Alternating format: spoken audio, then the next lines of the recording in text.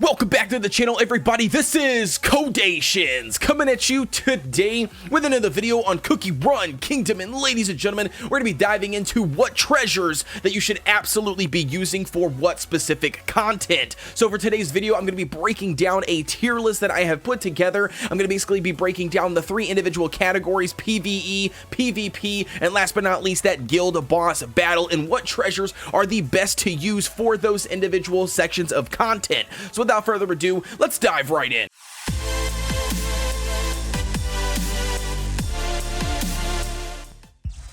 Before diving in, ladies and gentlemen, if you haven't done so already, please consider smashing that red subscribe button and hitting that notification bell so you get a notification every time we drop a video. Man, we are closing in on our 1 year anniversary on YouTube. And let me let you guys in on a secret if you don't already know. I'm trying and striving to hit 5,000 subscribers by my first year anniversary, man. And that first year anniversary is going to be coming up on April 24th, okay? So if you want to help me out with achieving that goal, then please consider smashing that button. So without further ado, let's dive into what you see on the screen. So as you can see here on the screen, we've got the tier maker website pulled up. Now, one thing that you need to know right off the bat is that we've got it sectioned out into three individual categories. I've got PvE, PvP, and guild boss. Now, that's going to be pretty much how we're going to structure the video today. I'm going to be throwing in the individual treasures that are the best to run for most of the content in that section. Now, again, keep in mind with any tier list video, depending on your team composition, also the stage that you are currently doing, what the enemy or the defensive team that you're going against, all plays a part in the specific treasures that you choose, and then what works best for your team composition. So just keeping that in mind, this is not an end-all be-all video. The second thing we got up on the screen over here on this side, and that is going to be the Whisk Takers guide, or basically their tier list for the individual treasures. So again, thank you guys very much for allowing me to feature this in my video. I will have a link down below to this specific document. It is actually on Twitter, so I'll have that link down below in the description so you guys can go check that out if you want to look at the individual tier list. But for today's video, let's go ahead and dive in and show you what exactly you need to be running when it comes to PvE in the game. So yeah, you 100% guessed it. We're going to be talking about the Old Pilgrim's Scroll. This is an absolute must no matter what team composition that you are currently building. I don't care what it is that you are building for a team composition.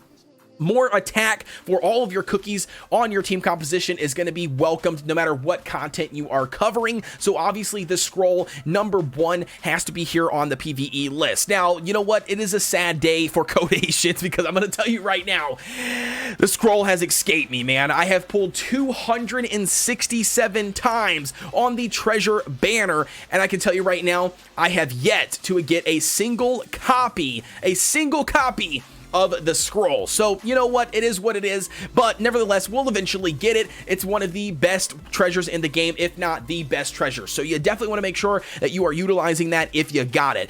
Moving right along to the next one that we're going to feature, and that is going to be the Gatekeeper's Horn. That's right, a common treasure is going to be one of the best that you can run in PvE, hands down, and PvP. Now, we'll get into PvP in a second, but why is the Gatekeeper's Horn good? Because here's the thing. I've heard a lot of misconceptions out there in the community on Cookie Run Kingdom talking about don't run commons or rares all the time or whatsoever. Always run epics. You want to make sure that you are running epics. You pulled epic treasures. Epic treasures are a direct replacement of the common and the rare ones.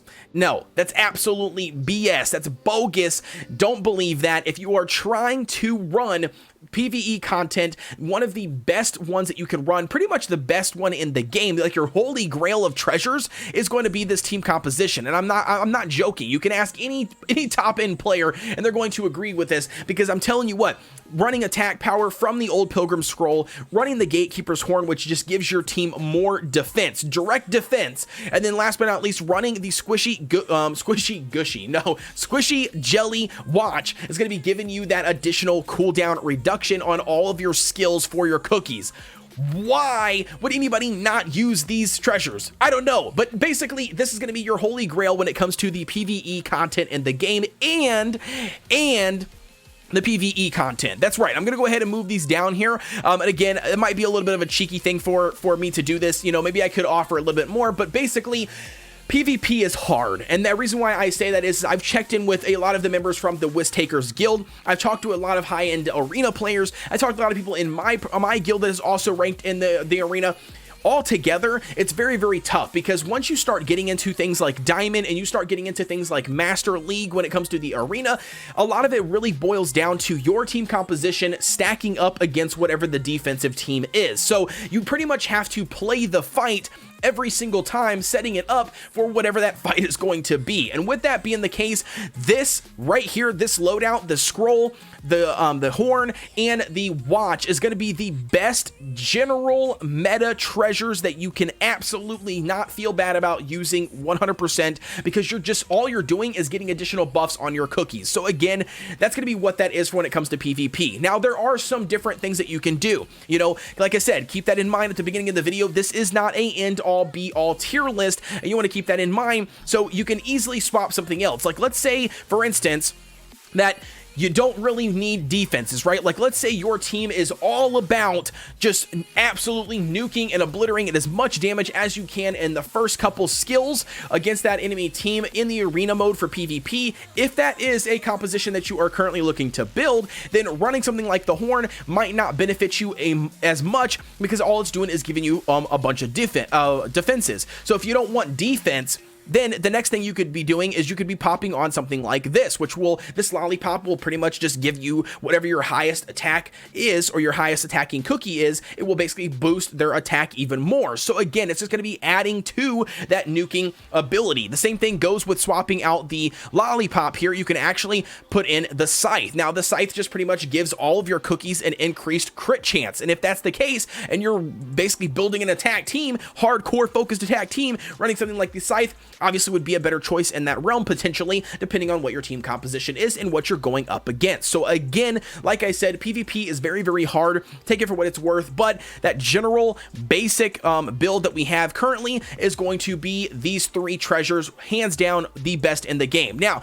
moving along to the last section, and that is going to be the individual boss battle. So you guys already know, we talked a little bit about this with the licorice composition video. If you haven't seen that already, I will link it somewhere here on screen for you guys, but nevertheless, the guild boss battle, the top ones that you're going to be using 100% is going to be the slingshot. If you don't know, the slingshot basically decreases I believe it's the furthest enemy's defense in the back. However, the furthest enemy is going to be the guild boss. Therefore, utilizing the slingshot will directly decrease his defenses, which then will allow your attacks to do more damage, which then allows your ranking to go up, which then, you know, boom bada bing, it snowballs, your guild wins, ha ha ha, right? Okay, so again, slingshot, absolutely a must when it comes to the guild boss in the game. Next one up that we can argue, and that is going to be the ice cream. So the ghost ice cream, again, just furthers the boss's defenses, aka increasing your attack, and not only that, increasing your attack percent or your ranking percent, so then that way, you know, you do a better score. So again, the ice cream, again, very, very good, but however, you know, it can be swapped out for something else. We'll cover that in a second. The last but not least one that we've got here for you guys to do this, or sorry, not that one,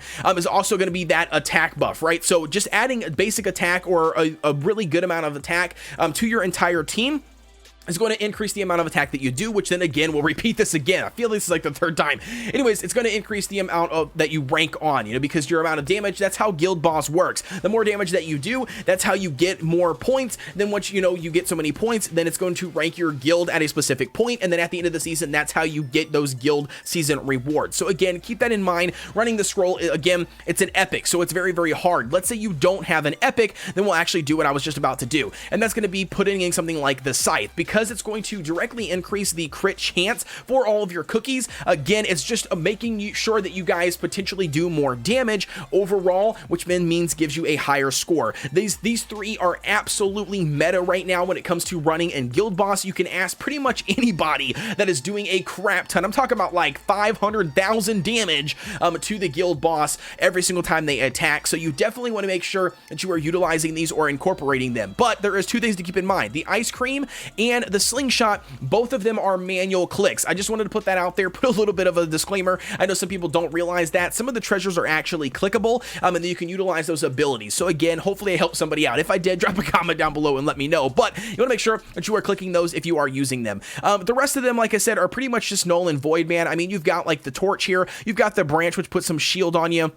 You've got the revive one, you've got the monocle. Again, all of these are not really good. A lot of players, especially top tier players that have already beat 830, beat the game, they're not running them. So just keep that in mind. I wouldn't invest too much into them. I do know a couple people out there in the community, especially from my live stream the other night. You guys were saying to use this or to use that one. And again, you guys are the first that I've ever seen that actually have utilized some of that stuff. You know, but again, like I said, it's not the end of the world when it comes to whatever treasures that you are using.